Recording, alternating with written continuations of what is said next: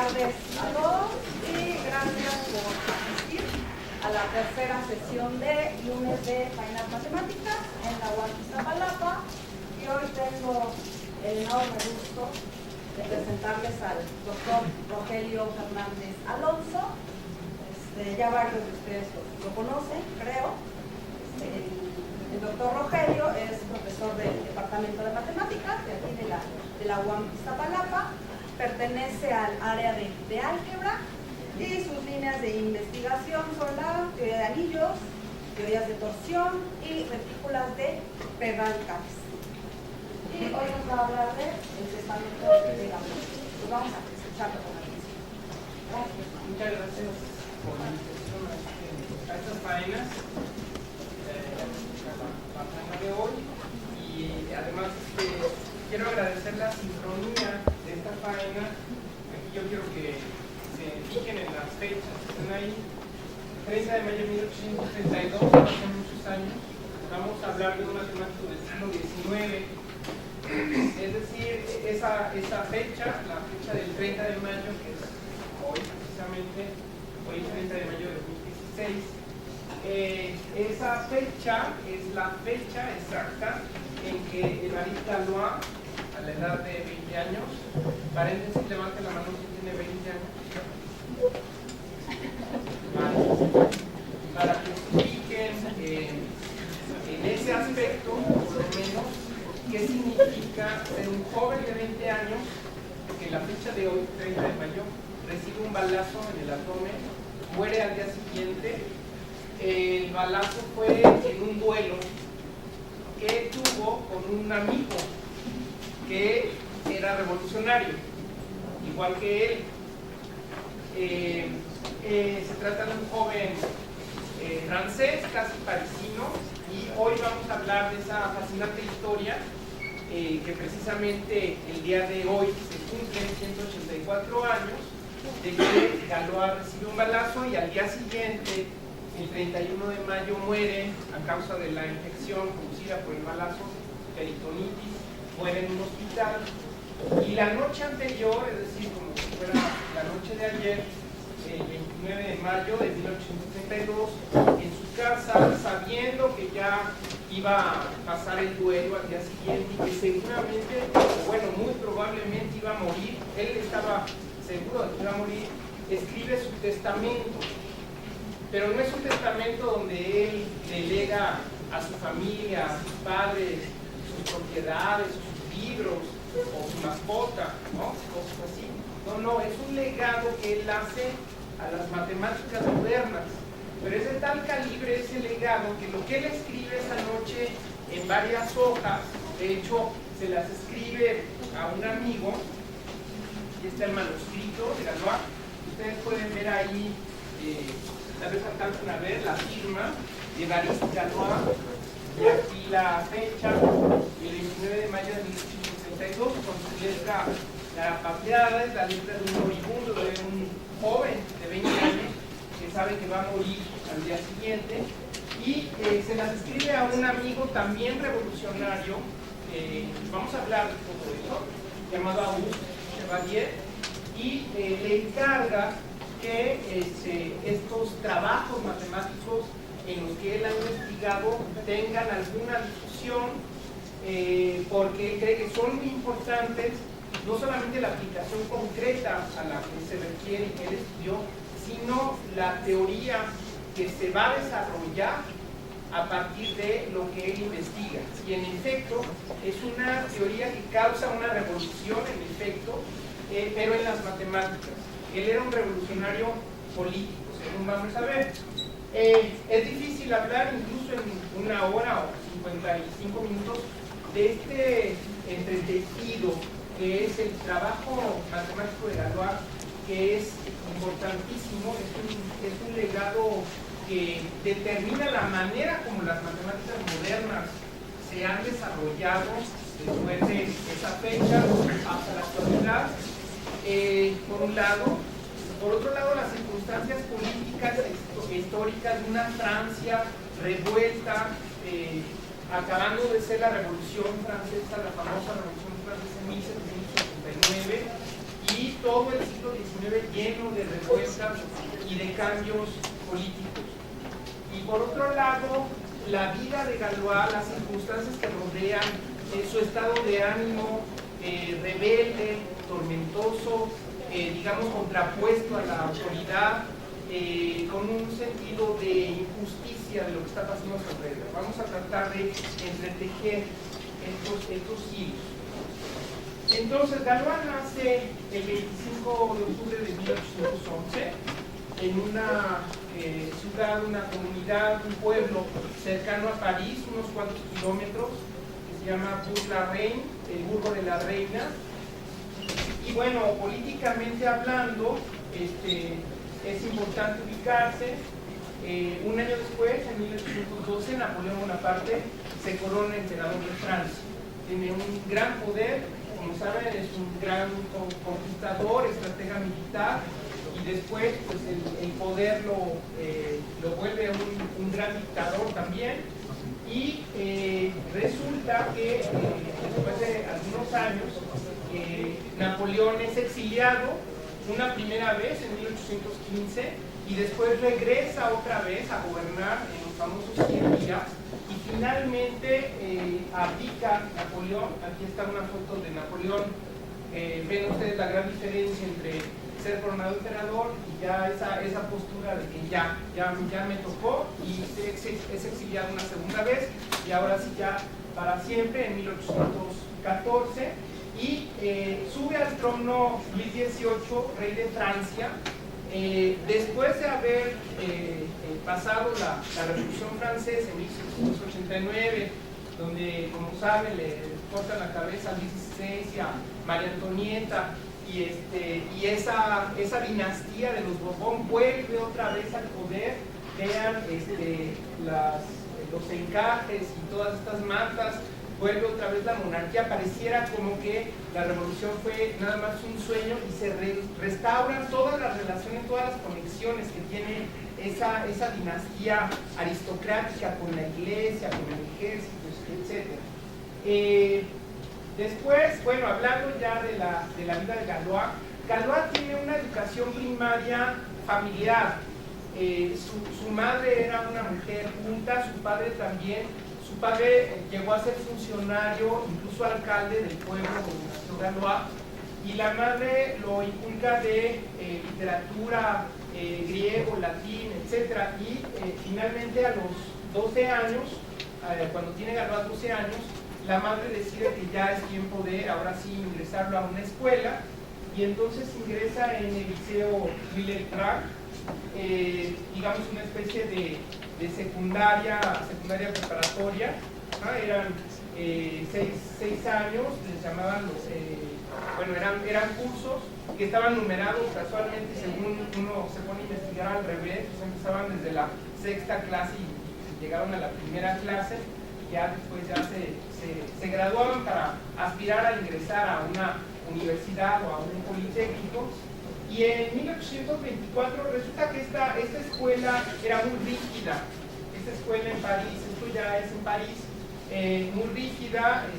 Los maestros castigaban a los estudiantes cuando se portaban mal, los encerraban, las condiciones eran bastante duras. Y Galois observa eso y desde niño se le crea esa sensación de que hay mucha injusticia alrededor y de que no hay que aguantarla. De hecho, hay una rebelión estudiantil en el Louis-le-Grand, donde es testigo, y él como que también le empiezan a hacer ese gusanito de que ante esa injusticia hay que rebelarse. Después muere Luis XVIII y es coronado su hermano Carlos X en 1825, y sigue la dinastía de los Borbón, quizá un poco más moderado. Ya el efecto de la revolución sí se hace notar. Hay, digamos, cierta negociación con el ala liberal de Francia, con la asamblea que se había constituido, con la Cámara de Diputados, pero de todas maneras pues está la monarquía. Incluso este rey, al principio, cuando suben al poder, pues son muy moderados, pero después se vuelve todavía más recalcitrante que su hermano, y llega un momento en que incluso disuelve la Cámara de Diputados y genera una revolución, según vamos a ver más adelante. En cuanto a la vida de Galois, en 1827, en el Louis le Grand, Galois empieza a estudiar libros de matemáticas avanzadas. Aquí están dos matemáticos importantes, uno geómetra, Legendre, y otro algebrista, Lagrange, y se entera de lo que ellos hicieron y empieza a estudiar más y más. Y aunque también destacaba en la poesía, el griego, el latín, todas estas materias de humanidades, también empieza a destacar muy notablemente en matemáticas. De hecho, en algún momento los maestros empiezan a notar que está muy por encima de sus compañeros y también le dan material para que él estudie.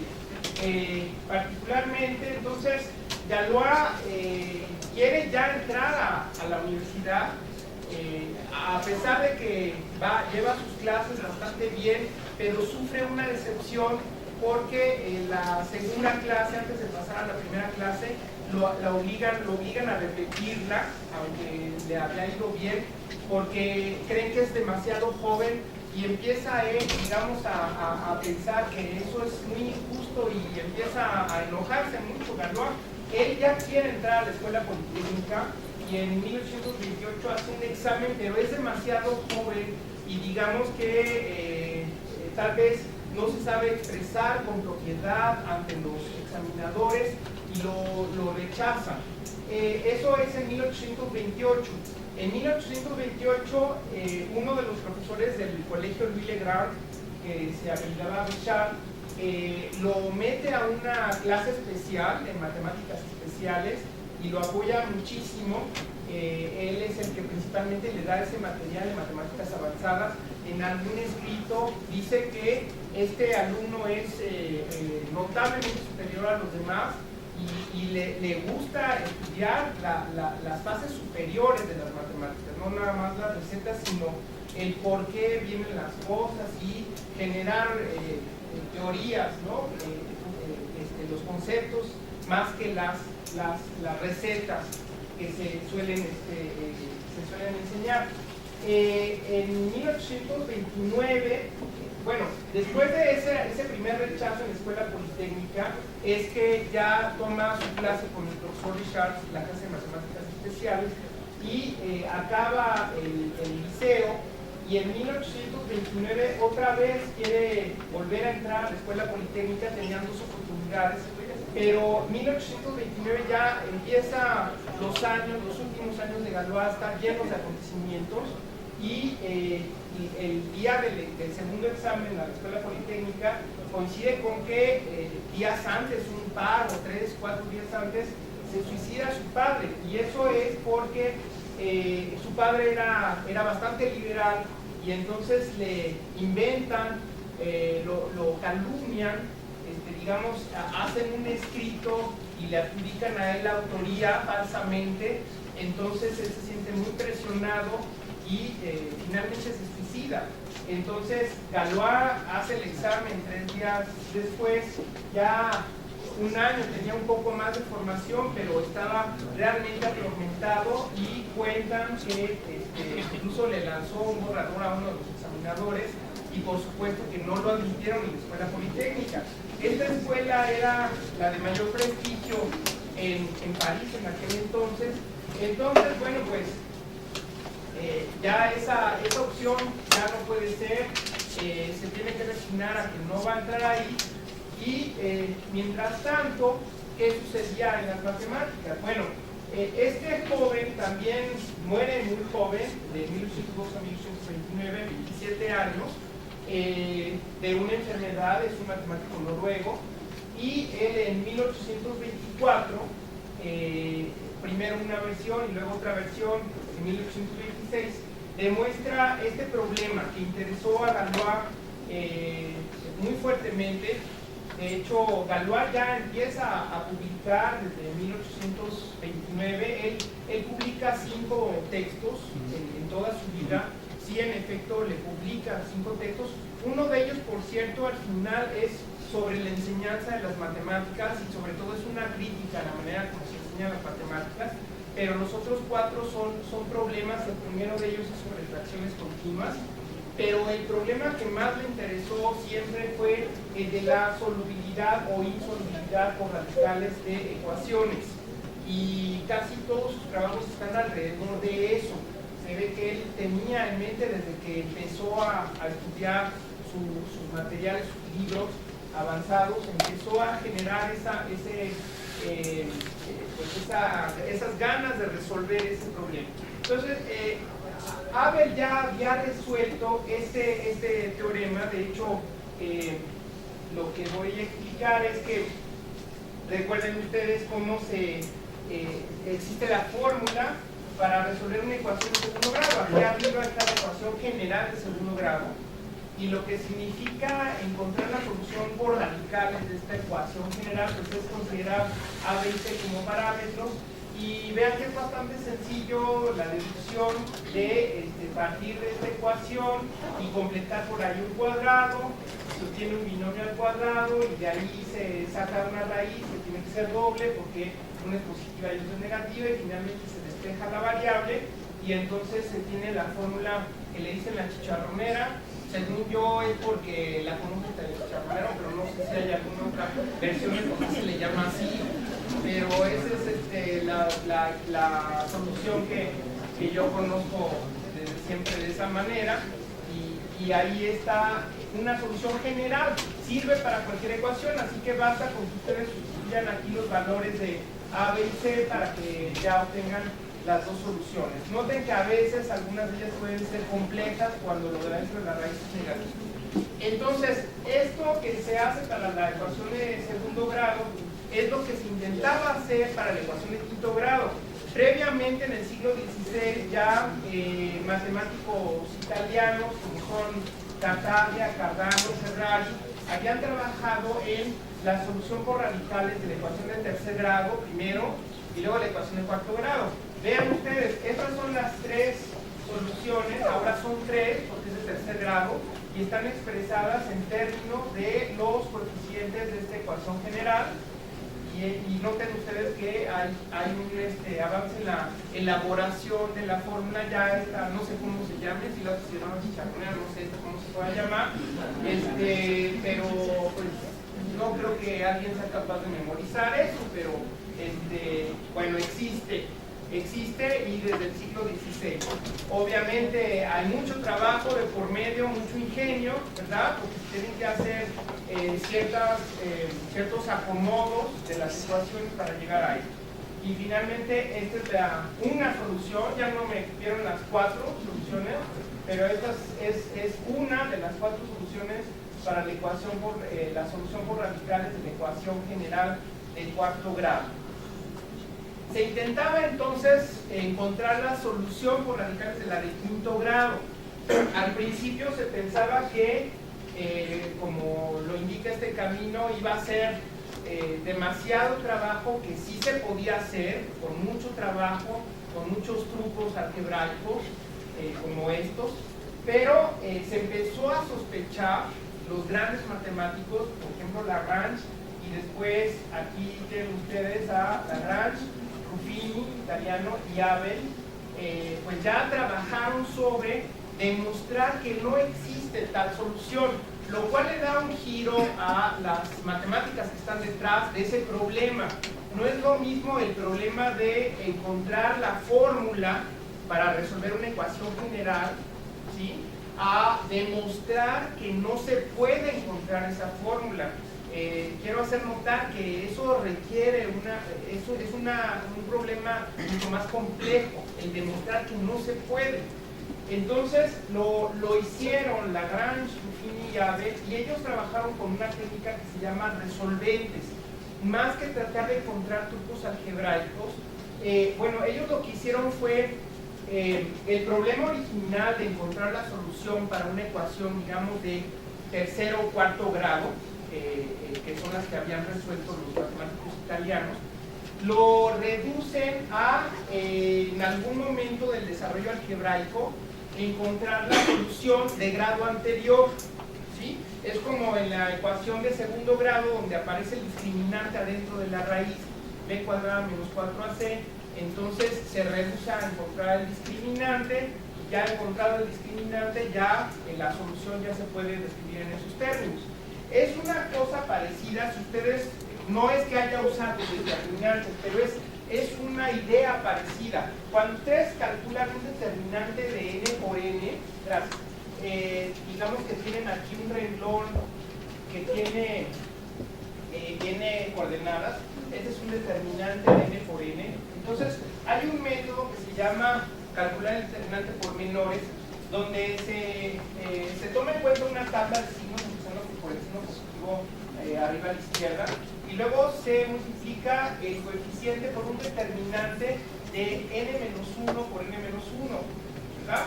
Y luego viene el segundo coeficiente por otro determinante igual n-1 por n-1, y así me voy hasta terminar en el último determinante de n-1 por n-1. Todos estos son de tamaño anterior, digamos, de tamaño 1 menor al original. Entonces, esa idea de calcular un determinante en forma recursiva, digamos, que es esta palabra que se usa en los algoritmos computacionales y que consiste en procedimientos que están, digamos, numerados por los números naturales, y que el mismo procedimiento se llama a sí mismo, pero en un nivel más sencillo, ¿no? O sea, es un tipo de recursividad, donde no es simple, ¿no? Sino que se llama al caso anterior tantas veces como este tamaño. O sea, el calcular un determinante de n por n se reduce a calcular n determinantes de n-1 por n-1. ¿Okay? Entonces, más o menos esa idea es la que aplicaron estos matemáticos y se llaman resolventes. Incluso el nombre es parecido, determinante resolvente. Entonces, por ejemplo, para la ecuación de tercer grado se reduce a encontrar dos resolventes de segundo grado. Tres resolventes de segundo grado, igual que acá. Para la de cuarto grado se necesitarían 4 resolventes de tercer grado. Y entonces esperaría que para la de quinto grado hubiera 5 resolventes de cuarto grado. Pero ¿cuál sería su sorpresa de que al seguir el mismo procedimiento se encuentran con resolventes de sexto grado? Es decir, para resolver para encontrar la solución por radicales de una ecuación de quinto grado se necesitaban resolventes de un grado mayor. Entonces ahí falla la recursividad, cosa que no pasa en los determinantes. Uno confía en que si empieza con un determinante de 8 por 8, pues son 8 de 7 por 7, y luego el de 7 por 7 son 7 de 6 por 6, y así uno se entretiene bastante y llega al final, ¿verdad? De todo ese cálculo. Pero aquí, una ecuación de quinto grado, quiero calcular los resolventes y me sale uno de mayor grado, pues ya no se pudo, ¿verdad? Entonces, con ese método, ellos demuestran, en efecto, que no se puede resolver la de quinto grado. Pero Galois va más allá. Quiero entonces hacer notar, una vez que hice notar ese cambio en cuanto al problema de encontrar la fórmula, al problema de demostrar que no se puede el caso específico de quinto grado, y después el siguiente paso, que ya es muy grande, demostrar que no se puede de ahí para arriba. No se puede quinto grado, sexto grado, etcétera. Para cualquier n mayor o igual que 5, no se puede encontrar la solución general por radicales. Entonces eso todavía es más complicado. Es un problema más complicado. Y Galois lo pudo resolver porque la manera en que atacó ese problema fue usar maquinaria realmente pesada, que es lo que quiero comparar con lo que habían hecho estos contemporáneos. Abel un poco mayor, pero también muy joven, y de hecho Galois se entera del trabajo de Abel. Y entonces en lo que trabaja es en esto. Voy a tratar de explicarlo, porque es realmente una idea complicada para la época y que genera toda una teoría dentro de las matemáticas modernas, imagínense. O sea, realmente es algo de mucho alcance. Entonces, lo que hace Galois es considerar un polinomio, realmente una ecuación de grado n está formada por un polinomio. Ustedes saben que tiene una forma así, como yo había, como había señalado, la ecuación general de segundo, de tercero, de cuarto grado, etc. Pues la ecuación general de grado n se expresaría así. Pero entonces lo que Galois se fija es en esta expresión que está del lado izquierdo, que es lo que se llama un polinomio. Y entonces las soluciones de esta ecuación general son lo que se llama las raíces del polinomio, que son, digamos, los números que cuando yo los sustituyo en la función polinomial me va a dar 0, o sea, van a satisfacer la ecuación. Es lo mismo que hablar de soluciones, pero, digamos, se pueden llamar raíces, y el chiste está en que Galois los ve ya como números dentro de una estructura. Entonces, ahí vamos a hablar de dos tipos de estructuras. Por un lado están los campos, que básicamente un campo pues es algo que, digamos, es como los números racionales o los números reales, que son números donde se puede sumar, multiplicar, restar y dividir. ¿Ok? Así, muy a grandes rasgos, eso es lo que es un campo.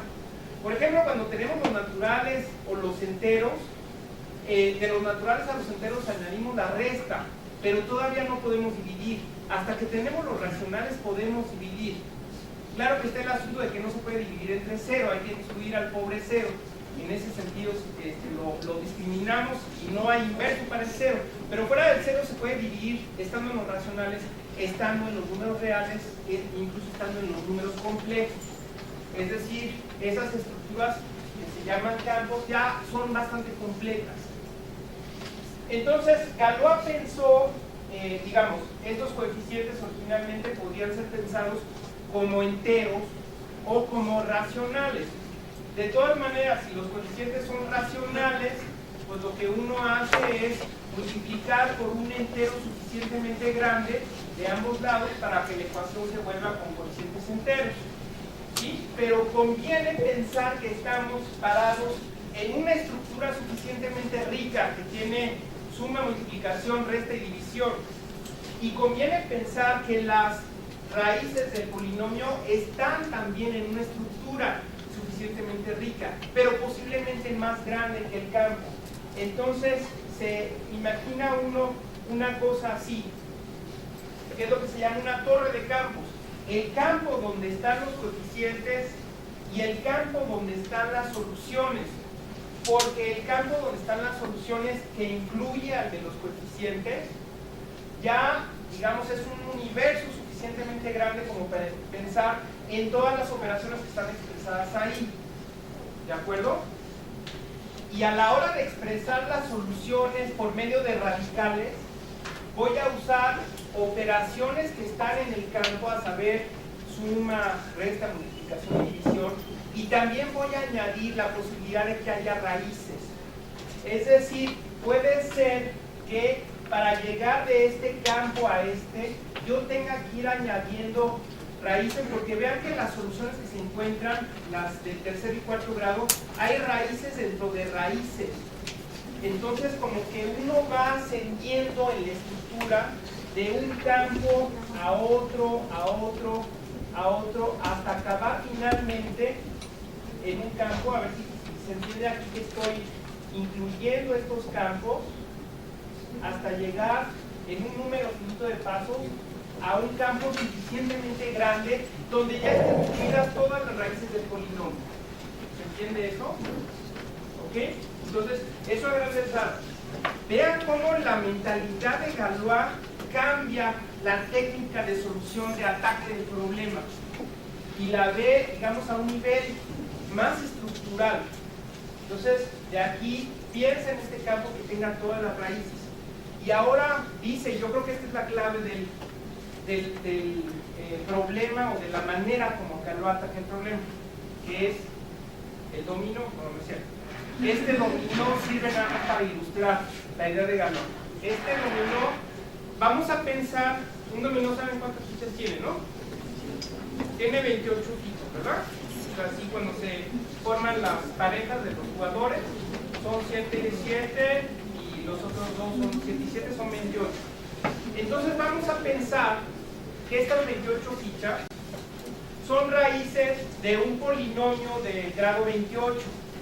Si el grado y el número de raíces están en consonancia, a veces las raíces se repiten, pero en otras ocasiones son distintas raíces. Entonces vamos a pensar que son distintas raíces y que son 28, porque son las raíces de un polinomio de grado 28.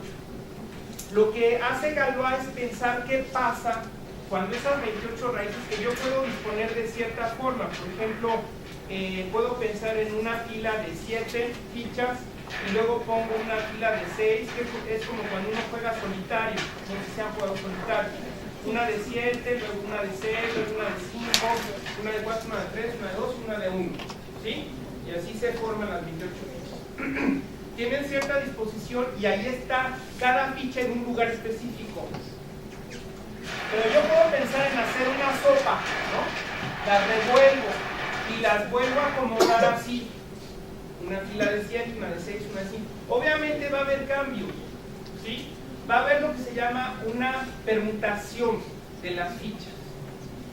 Entonces Galois piensa en las raíces del polinomio como esas fichas y piensa en acciones sobre las raíces que hace que se revuelvan, pero de todas maneras las raíces van a ser las mismas soluciones de este polinomio. ¿Ok? Entonces va a haber distintas maneras de permutar estas fichas. De hecho son muchas, pero son un número finito. Y ustedes pueden calcular cuántas son. Y de hecho ahí viene el concepto de factorial. ¿Sí? Resulta que el número de posibles acomodos o permutaciones de un conjunto de 28 fichas de dominó es 28 factorial. Es un número enorme, pero es finito. No solo eso, sino que esas acciones que yo estoy ejecutando sobre este conjunto de 28 fichas se pueden componer. O sea, yo puedo hacer una sopa, ver cuál es el resultado y luego después de esa hacer otra sopa y ver cuál es el resultado. Las permutaciones se pueden componer.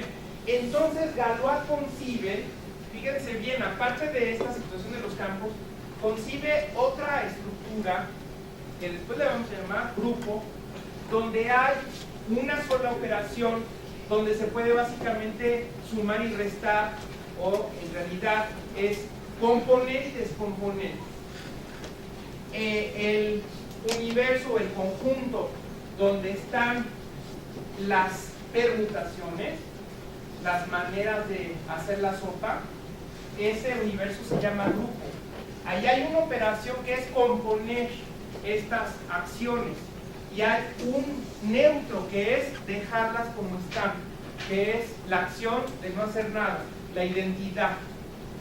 Entonces, ahora se conoce en la matemática moderna estas estructuras en forma axiomática, y eso es a raíz de la influencia de los lógicos de fines del siglo XIX, de hace como 100 años. Aquí estamos hablando de hace 184 años. En esa época todavía no había noción de la axiomática, de la manera precisa, de una notación precisa. Entonces, en la mente de Galois hay estas ideas que no tenían el lenguaje de ahora, ¿sí? Imagínense, eso digamos, pensarlo en un propio lenguaje personal y luego tratar de comunicarlo. Ahí podemos ver cuál es la dificultad. Entonces, lo que hace Galois es asociar a cada uno de estos campos un grupo, y entonces forma una torre parecida a aquella, pero a la inversa.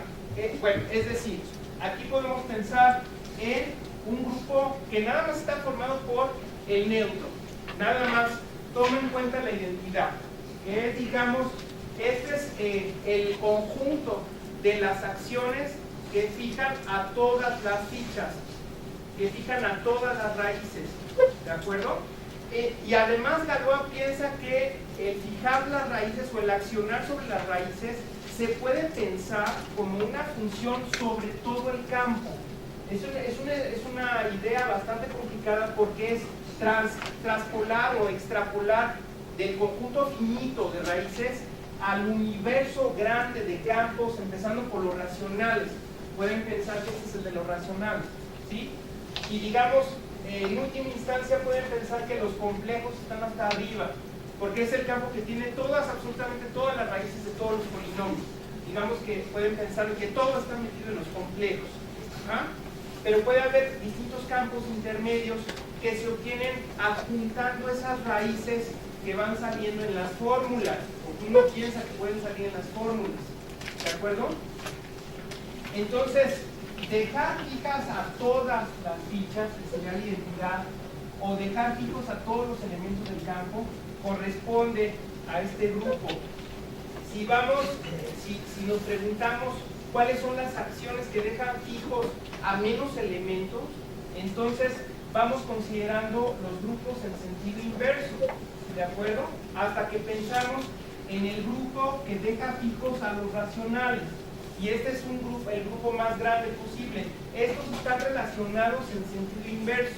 Mientras más grande es el campo, entonces más chico es el grupo. Porque aquí me estoy preguntando por las funciones que están definidas en este campo, que fijan a todos los elementos del campo, que son estas.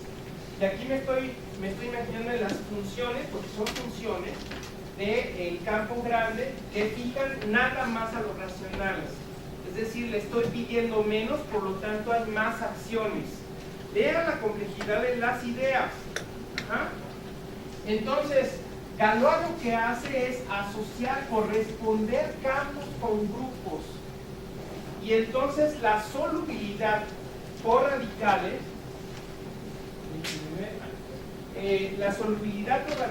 consiste en, a través de ese agregado de raíces para llegar a un campo suficientemente grande, de tal forma que esta torre tenga ciertas características que corresponden a encontrar la solución, ¿ok? No vamos a entrar en detalles porque es bastante complicado.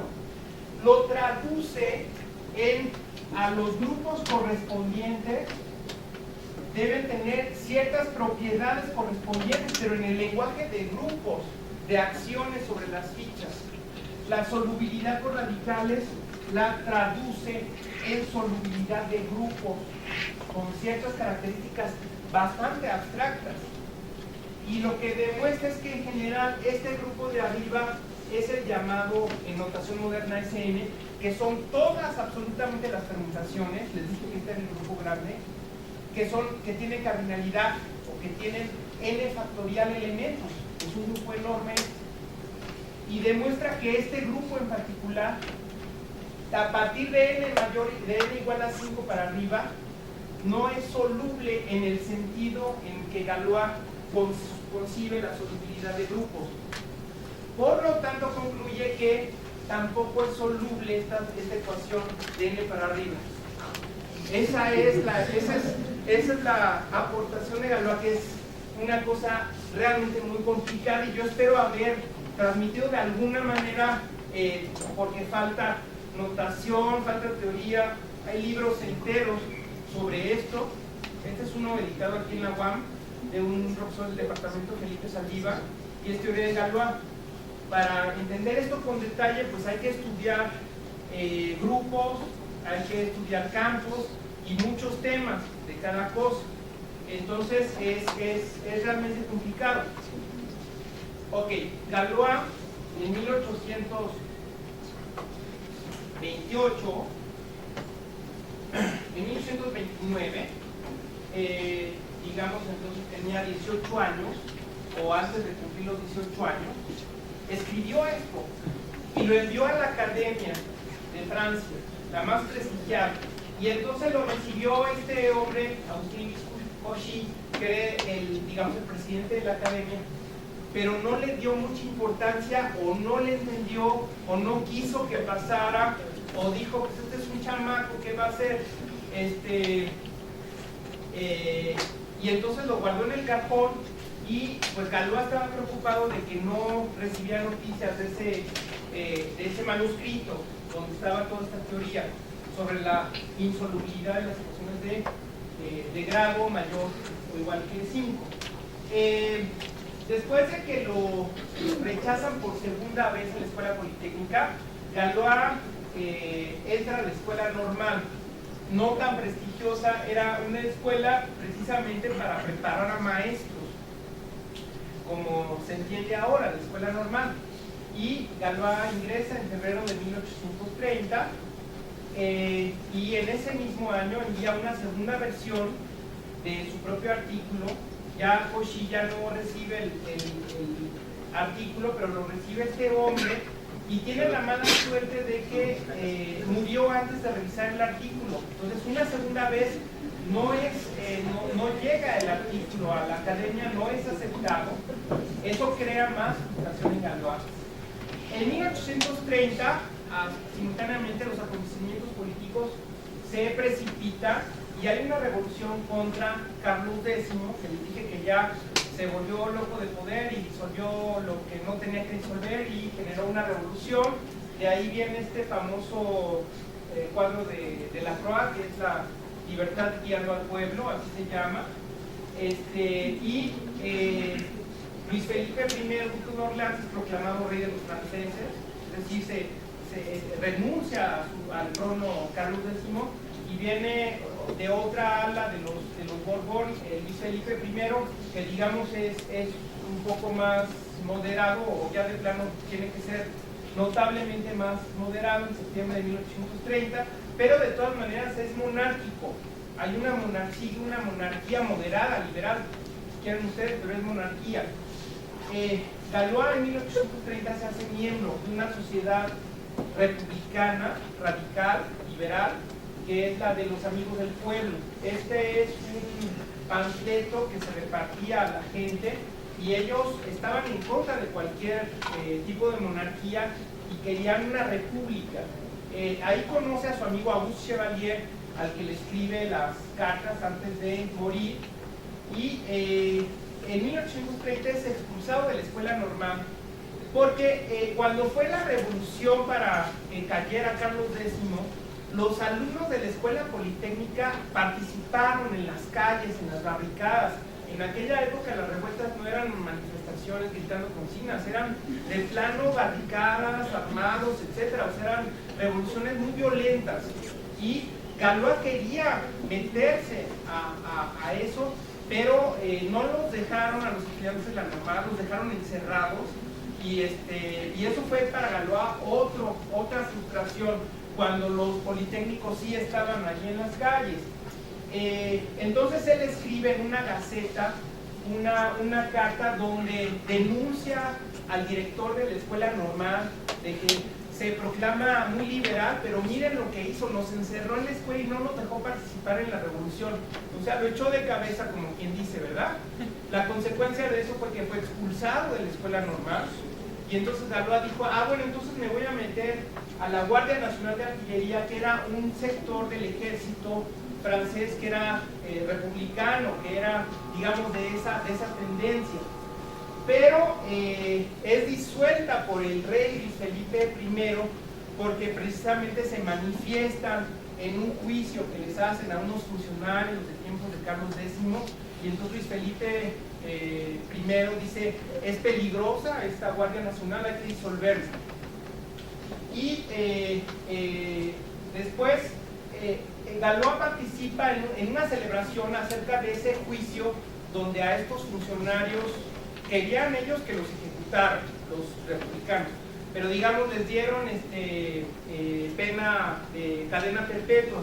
Entonces fueron a una taberna a celebrar y a Galois se le ocurre brindar por el rey con una copa en la mano y con una daga en la otra y decir por Luis Felipe de Orleans, y entonces pues, que lo denuncian y eso es considerado como un crimen ante el rey, como una amenaza, y lo meten a la cárcel un mes en la prisión, que ahorita les voy a poner un grabado, y esa fue la primera vez que estuvo en la cárcel, ¿sí? En 1831 ya.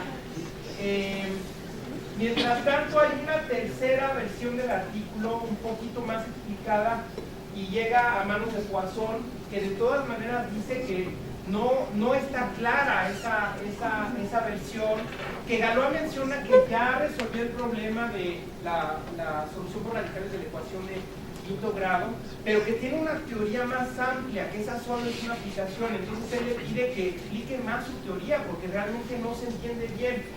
Entonces, otra vez, el artículo se queda detenido.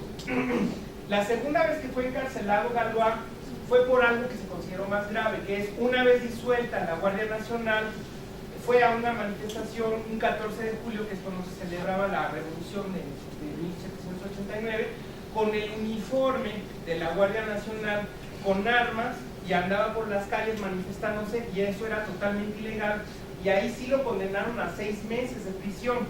Esto ya es 1831, ya lo encarcelan en octubre, y tiene que cumplir la sentencia de octubre, noviembre a abril, marzo-abril del año siguiente, 1832.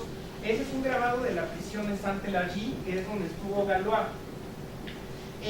Cuando sale de la prisión, hay una, ya en 1832, es decir, el año de su muerte, hay una epidemia muy fuerte en París, y entonces sacan a los presos y los meten en casas especiales que tienen atención médica. Y Galois, en la casa donde entra, conoce a la hija del médico y se enamora perdidamente de ella, y se llama Stéphanie. Sabemos eso por las cartas, no crean que es puro chisme y puro cuento. Sí, Galois escribe las cartas refiriéndose a Stéphanie, y hay, digamos, registros de todo lo que pasó en esa época. Entonces, dura como un mes ese amorío. En aquella época es el pleno romanticismo, ¿no? Es cuando uno veía a una muchacha y no le atrevió uno a hablar hasta dentro de quién sabe cuánto tiempo, y eran cartas y nada más así de lejos. Entonces, se imaginan esas historias románticas de principios del siglo XIX, ¿no? La época de Beethoven, la época de los poetas, de Goethe, etc.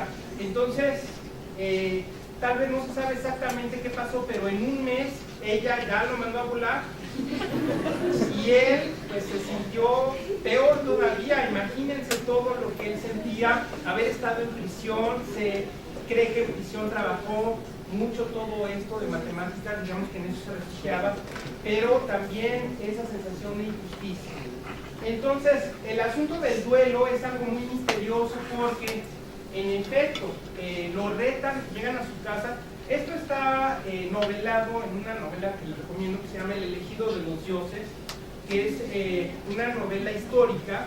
Está basada bastante en la vida de Galois, pero hay ciertas partes que están noveladas, digamos que no es un documento, no es algo documental, pero es realmente muy interesante, muy bien escrita, Leopold Klinger, y uno se entera bastante de lo que pasó con Galois.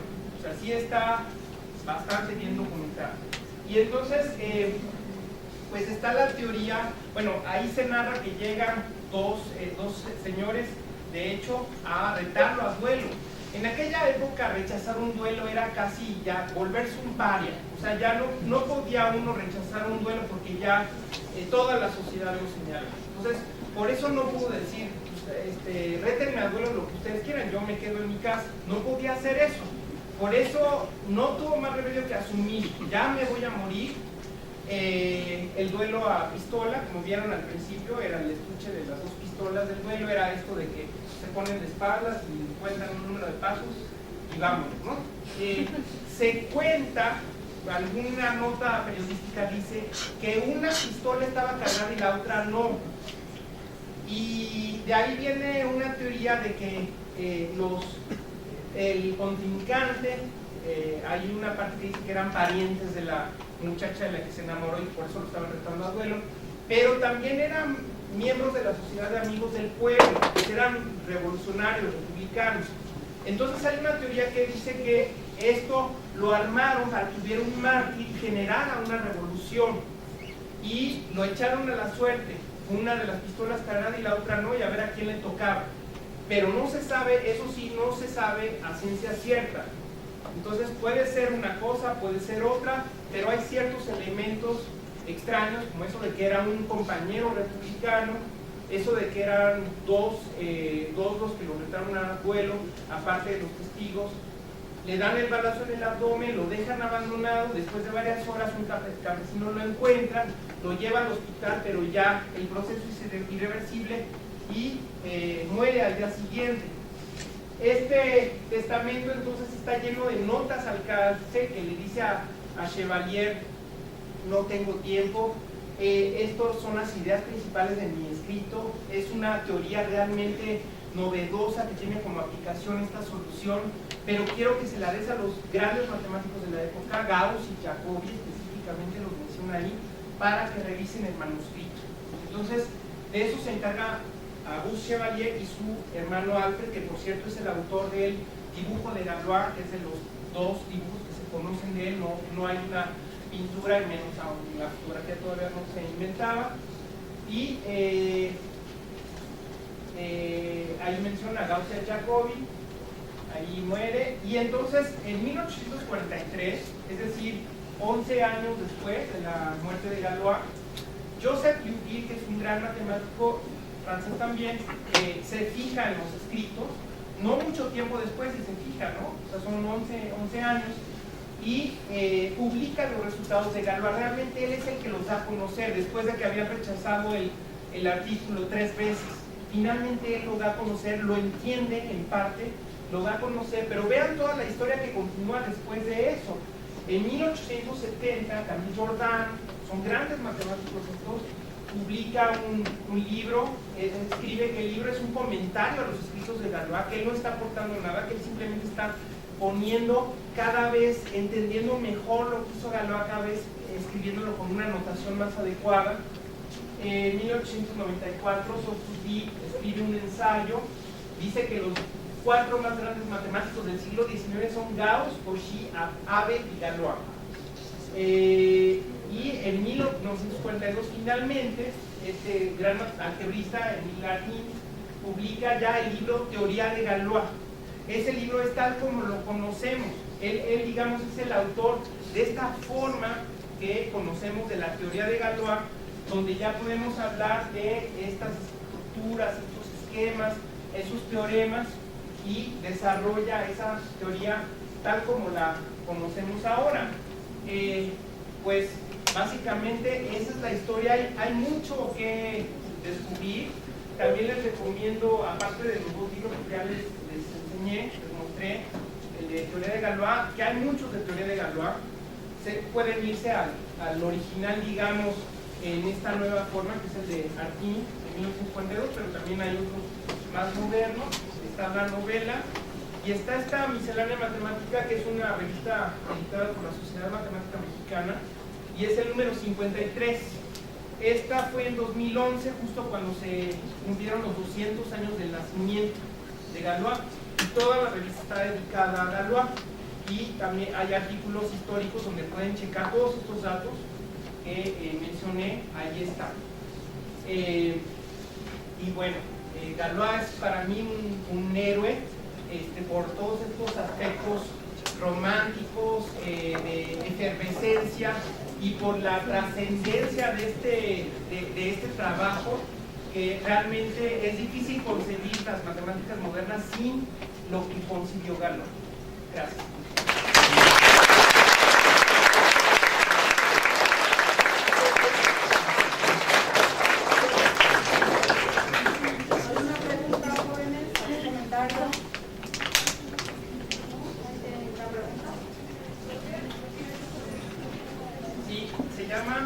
El elegido de los dioses. En español está editada por siglo XXI. En inglés se llama algo así como A quien los dioses amaban, en inglés, pero lo tradujeron como el elegido de los dioses. Pues le damos las gracias nuevamente.